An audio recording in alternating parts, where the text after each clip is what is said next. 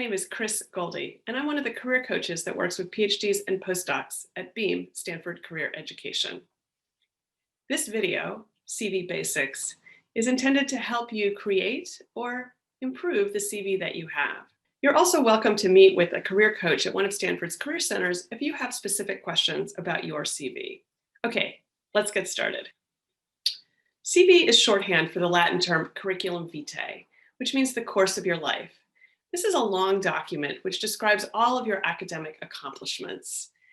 We in academia really love artifacts of success, and that's what we document in a CV. A CV is what we use in academic contexts, in applications for fellowships, grants, faculty jobs. We use the term resume in North America for the document that you would use for applying for things beyond academia.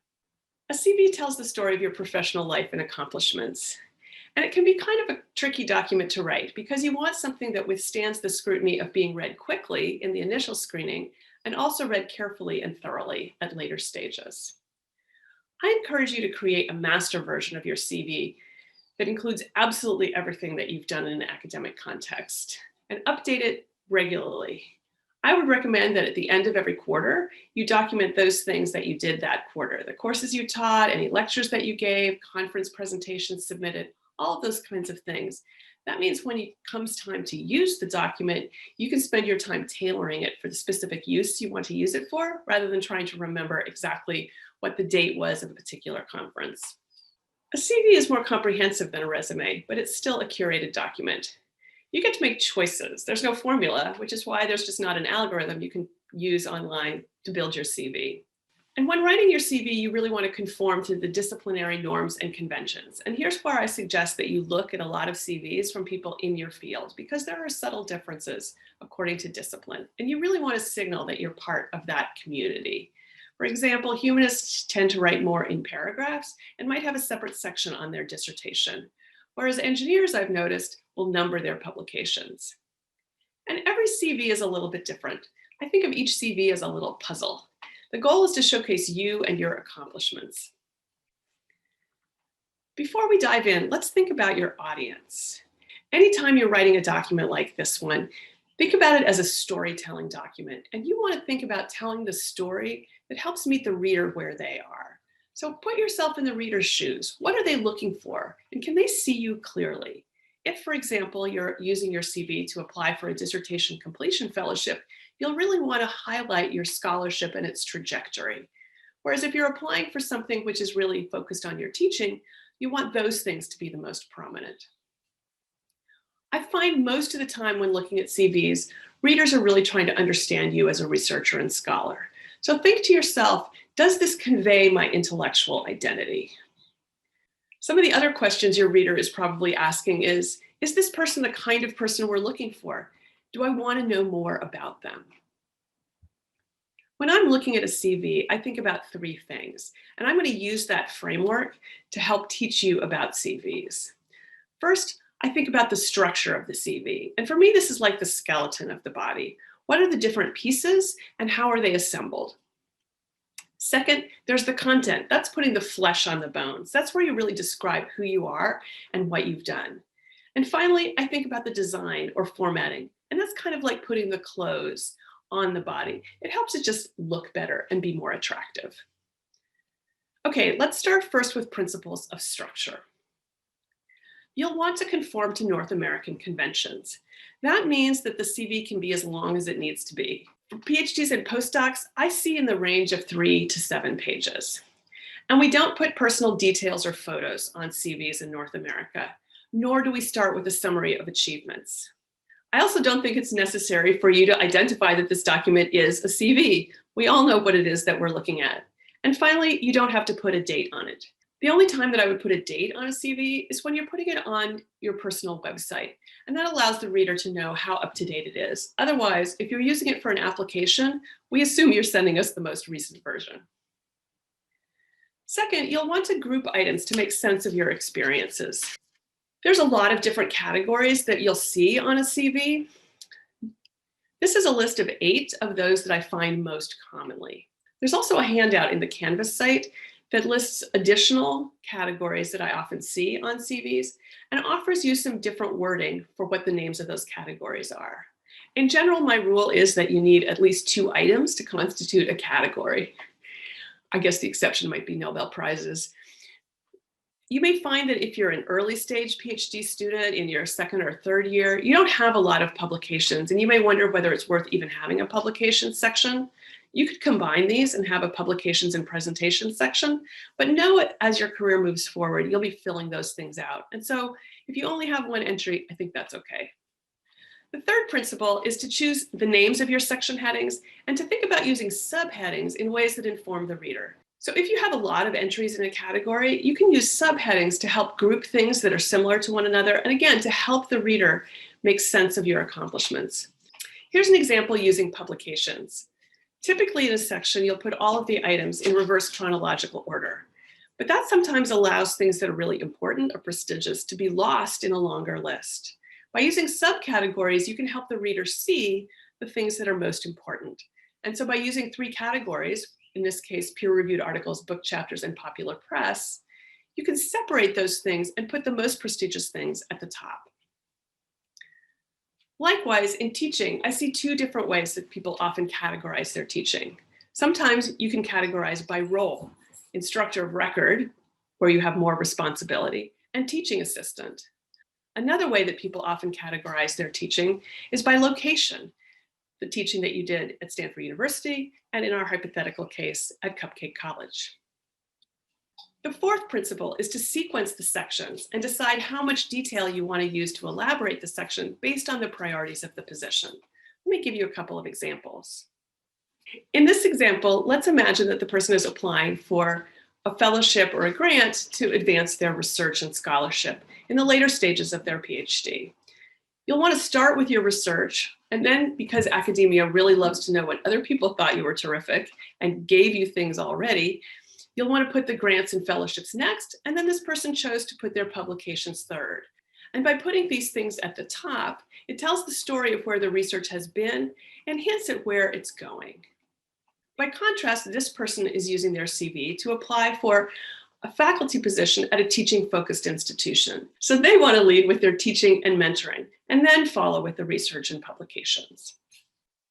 The second principle of content is to convey who you are as a researcher and scholar by the end of page 1. When I'm finished with that page, do I know who you are? The third rule is that your professional life starts after your undergraduate years. So when you're working on your CV, particularly as an advanced PhD student, you want to really remove the things from your undergraduate years.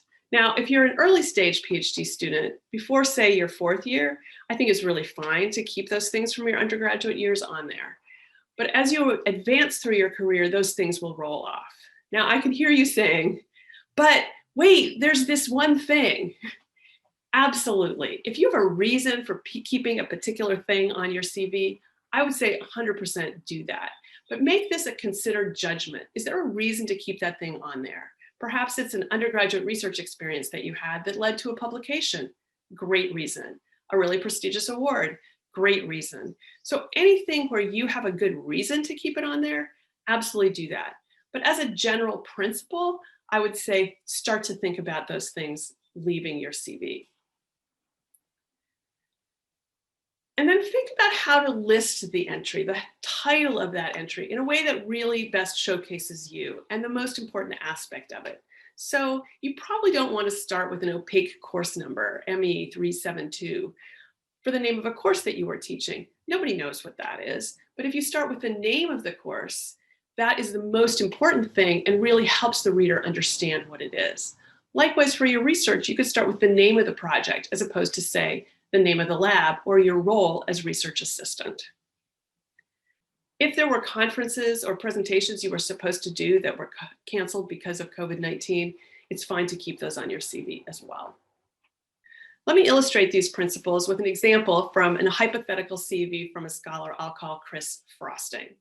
In this case, Chris has won 3 awards and fellowships, and in one case decided to elaborate on it using this bullet point, which includes a number and describes what the fellowship was for. That helps the reader who might never have heard of the Starch Family Foundation Dissertation Fellowship.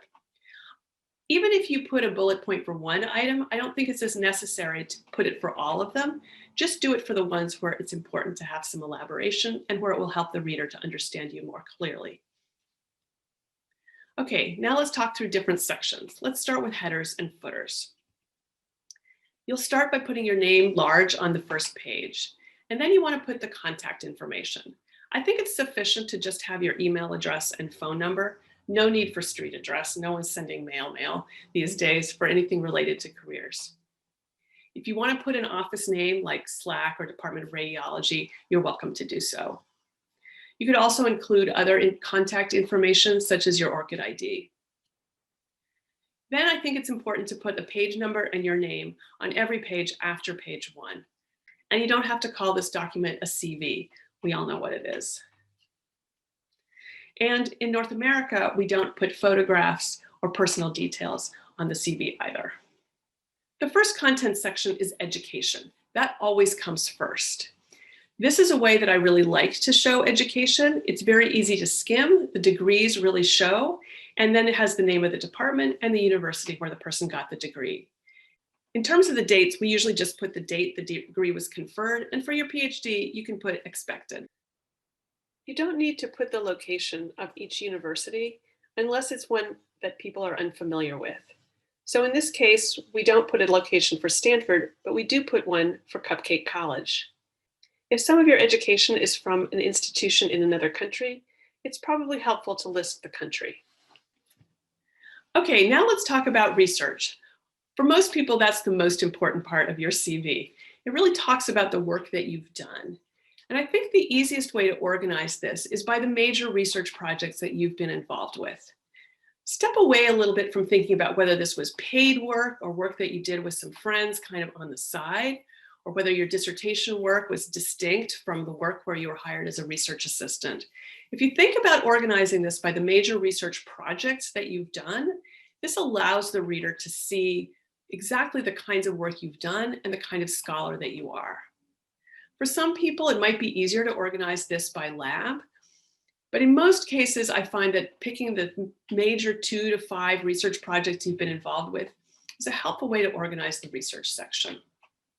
And yes, include your dissertation work, even if that's not work that you were specifically paid for. Sometimes I see students just put that in the education section, and I think it often gets lost there. Your dissertation is probably the most important work that you've done as a scholar, so make sure it as prominently appears in your research and scholarship section. When you're elaborating on the research and explaining it, I think it's helpful to have the first line explain the project's goals and methods, again, even if that doesn't use a strong verb. And then you can use the subsequent bullets to describe your major accomplishments and contributions. For your job title, I wouldn't worry about whether you're a research assistant or whether you were on a fellowship. I think you can use a job title like doctoral student researcher. And here's an example. Our hypothetical student here, Chris Frosting, has worked on one project in the macaron lab. The first bullet describes the project, and then the subsequent bullets describe what Chris's work was on the project. The second project was one done with fellow PhD students. Now let's talk about the teaching section. When you describe each of the classes that you've taught, I think it's helpful to have the most prominent thing, the lead part of your description, be the title of the class. If you want to have the course number, you can put that in parentheses afterwards. The first bullet can describe the class. What was the content? What was the goal of the class? What was the number of students in the class? Was it a class for freshmen, for majors, for master's students? And then you can talk about your major contributions using those strong verbs. It's also fine to include course evaluation scores. So let's look at an example here from Chris Frosting. You can see Chris taught 2 different classes. The first line of each of these describes the course. And you can see in the last line of the second entry how course evaluations were succinctly included. Now let's talk about publications. Use the conventions of your field for citations and for authorship. Some fields have only first initials, others have first names, and I think it's helpful for you to bold your name. It makes it easy to find you in all of the author lists. In some fields, the publications are numbered from 1 to N, and sometimes I see them actually numbered in reverse, starting with the highest number so that you can see how many publications the person has, and going down to 1 as the oldest publication. And it's fine to link to a PDF of the document if that's something publicly available for your articles. Usually you will put the date when the publication was published, but we also include publications that are in various stages of the publication process. And those terms typically are things like in press, under revision, under review, and in progress, going from the closest to publication to the most distant from the publication moment. Okay, now let's move to principles of design and formatting. You can use formatting to direct the reader's eye on the page. We tend to look at things that are larger. We look at bold text that pops forward. By contrast, italics tend to recede. And so if you want to put something in italics, make that something that you want to have be slightly less prominent. So you might want to bold the name of the course that you taught, and then in italics have the name of the faculty member who is the primary instructor of the course. When we're skimming a document, we tend to move our eye down the left edge. In fact, there is eye tracking data that shows that people reading resumes and CVs will move their eyes in an F pattern across the top and then down the left edge. So I think of that left edge as your prime real estate. Put the things that are most important there so that they catch the reader's eye when they're skimming. That's why I'm a fan of moving the dates over to the right-hand edge and using that left edge for the name of your degree, name of the course, name of your research project. It's important to distinguish the categories with clear headers and subheaders. Make sure they're formatted in a way that makes them stand out. For the headers, I'm a fan of having all capital letters, bold, larger than the rest of the text, and a line all the way across the page. And the subheadings would also be slightly separated from the text around them, also a little bit larger, but perhaps not fully capitalized. So initial capital and then the rest of the letters lowercase. That helps us to see that those are headers and distinct from the body text. You want to make sure that the reader can read the content quickly and easily. So that means using a font that's not too small. Please have pity on readers like myself with our middle-aged eyes. I know that font sizes vary depending on the particular font that you are using. 11-point Times New Roman is certainly smaller than 11-point Arial, but use fonts that are in that 11 to 12-point range. And then reduce the visual clutter on the page. I reserve bullets just for elaborations of an item. I don't bullet items in an entire list, say, of publications. For me, that's just visual clutter. Instead, if you have a list, say, of publications, just make sure there's enough spacing between them so that we can distinguish one item from another and don't feel like there's a wall of text confronting us. In terms of the margins, I like 3/4 of an inch all the way around, although if you prefer a 1-inch margin, that's just fine too. But don't go smaller than 3/4 of an inch. Again, it makes it feel like a wall of text. And because with a CV, you can have it be as many pages as you want, use these formatting principles so that the reader has a pleasant reading experience and wants to work their way through the document. I think it's helpful to stick with a consistent layout and format. We're a pattern recognition species, and so you teach the reader how to read your document. That means, for example, if you put the dates on the right, do that consistently through the document. You want your reader to spend their cognitive energy on understanding you and focusing on the content rather than trying to figure out the new way that you organize the information if you change that from section to section. So let me show you a final example of a CV from our fictional person, Chris Frosting. I know you can't read this very well as a PDF, and it's not complete in terms of the number of sections, but I think you can see that this is pretty easy to read, and it meets our design principles. You can clearly distinguish the sections from one another, and you can see where the subheadings are as well. The entries are clear, they're distinct from one another, and you can see that Chris uses the prime real estate on the left edge to have important things like the degrees and the names of the courses.